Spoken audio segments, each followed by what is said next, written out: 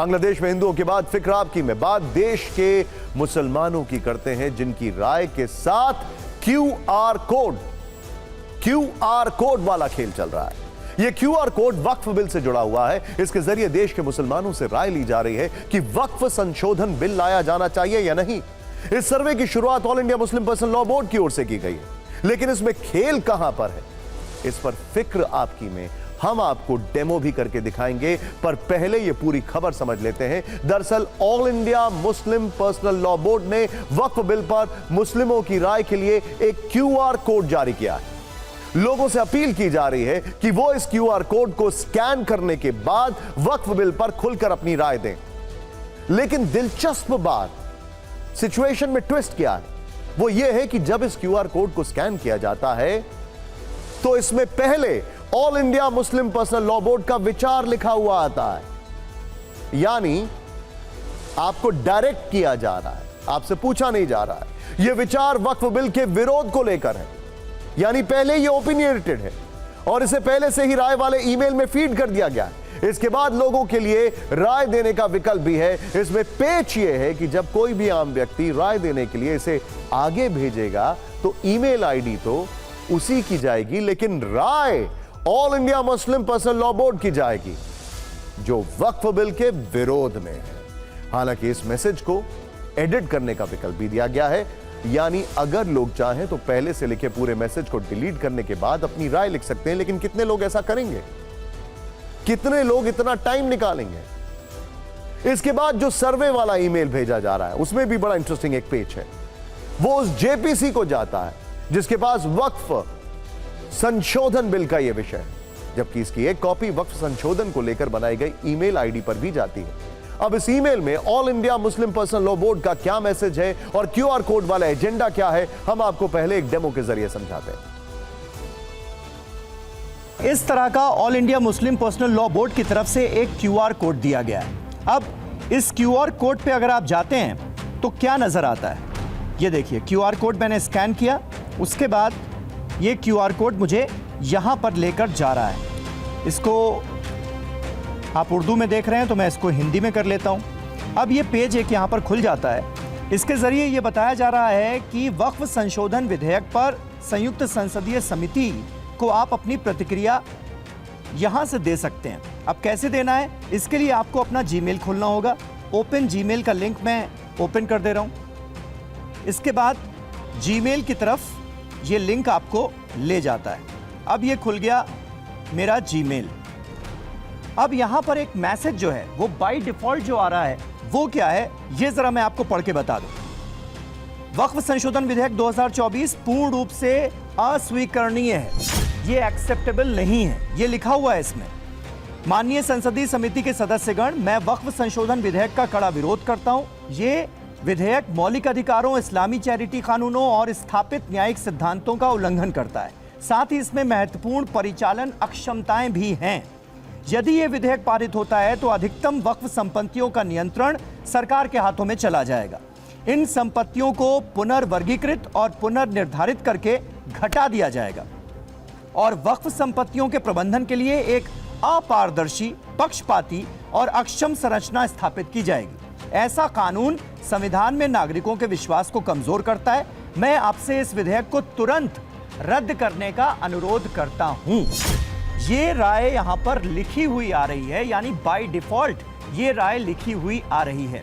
अब जो कोई भी all India Muslim Personal Law board के दिए हुए क्यूआर कोड को स्कैन करके जीमेल पर वक्फ संशोधन विधेयक पर अपनी राय दे रहा है, उसको ये मैसेज लिखा लिखाया मिल रहा है। यानी जो all India Muslim Personal Law Board की राय है वही आपकी राय बनकर संसदीय समिति के पास पहुंच जाएगी।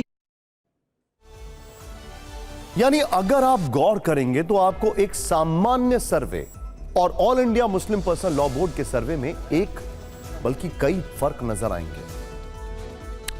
जैसे सामान्य सर्वे में सीधे लोगों से राय ली जाती है, एक ओपिनियन मांगा जाता है, उनसे पूछा जाता है हां या ना या क्या आप कहना चाहते हैं। जबकि वक्फ बिल वाले सर्वे में all India Muslim Personal Law board का मैसेज पहले से ही लिखा हुआ है, यानी कि आपको पहले से ही वो डायरेक्ट कर रहा है, वो पूछने के साथ साथ आपको बता भी रहा है। किसी सामान्य सर्वे में विरोध करना है या समर्थन करना है, ये लोग खुद तय करते हैं, लेकिन all India Muslim Personal Law board के इस सर्वे में विरोध वाला विचार पहले से लिखकर दे दिया गया।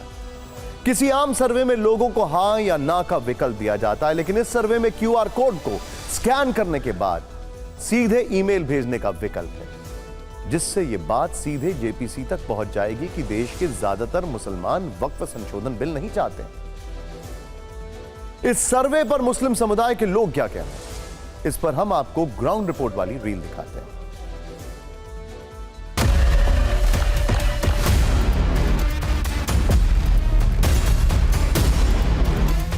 क्यूआर कोड जारी किया है, जिसके के जरिए से आवाम को बहुत आसानी हो रही है अपनी बात वहां तक पहुंचाने के लिए। तो इस सिलसिले में आज पूरे मुल्क भर में पर्सनल लॉ बोर्ड ने अपील की है कि जुमे की नमाज में तमाम इमाम हजरात जो भी ये मुहिम है उस पर रोशनी डालें और मसाजिद के बाहर ये क्यूआर कोड लगा करके आवाम को इसके लिए तैयार करें कि लोग इसके ज़रिए से अपनी राय जेपीसी तक भेजें।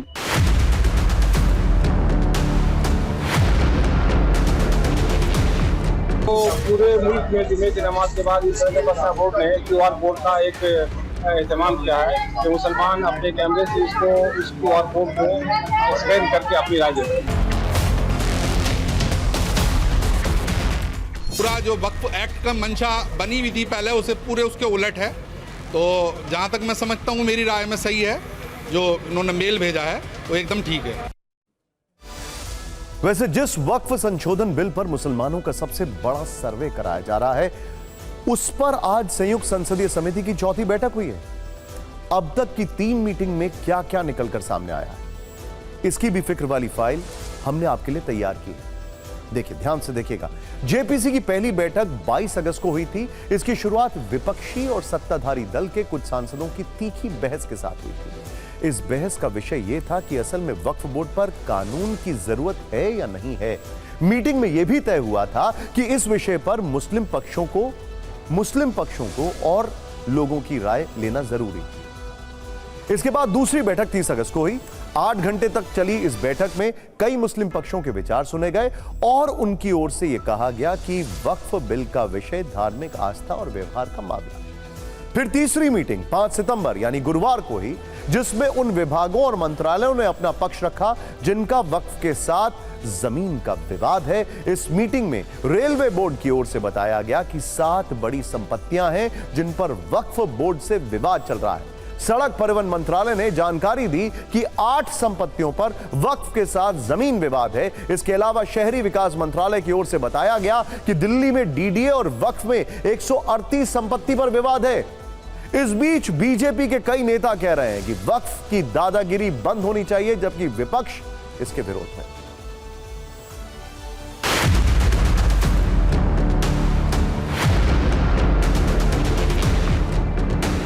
हमारी कोशिश है कि हम ज़्यादा से ज़्यादा स्टेक होल्डर से बात करें, बाहर भी दिल्ली से निकल करके राज्यों में जा करके, क्योंकि सरकार ने अगर जेपीसी को रेफ़र किया है तो हमारा उद्देश्य ये है कि एक ऐसा बिल लेकर के आएँ जो वक्फ का जो पर्पज है, चाहे रिलीजियस हो, चाहे पॉयस हो, चाहे चैरिटेबल हो, उसका गरीबों को, अल्पसंख्यकों को, महिलाओं को, ख़वातीन को, बच्चों को एजुकेशन हेल्थ के लिए मिल सके। हम लोगों को टाइम दिया गया है कि अगले सेशन तक हम इस कमेटी का रिपोर्ट सबमिट करें पार्लियामेंट को।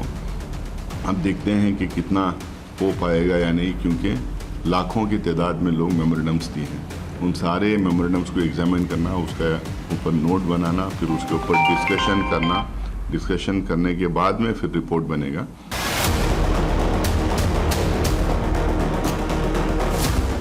वक्फ बोर्ड जो है, ये एक तरह से कांग्रेस की सरकार ने अपने कार्यकाल में जमीन हड़पने का सर्टिफिकेट दे दिया। कर्नाटक के एक गांव के किसानों का जमीन हड़प लिया, कहा पूरी जमीन हमारी है।